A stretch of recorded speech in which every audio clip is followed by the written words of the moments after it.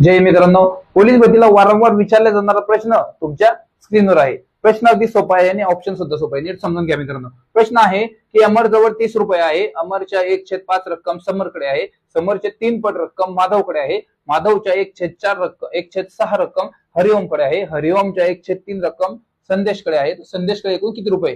प्रश्न नीट समजून घ्यायचा, प्रश्न मांडणी करून घेऊयात।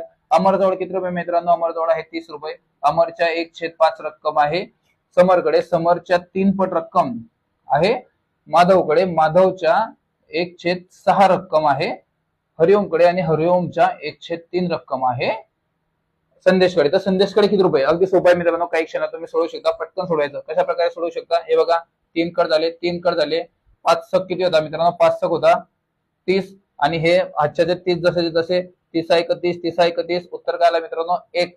म्हणजेच काय मित्रांनो? संदेशकडे आले 1 रुपया।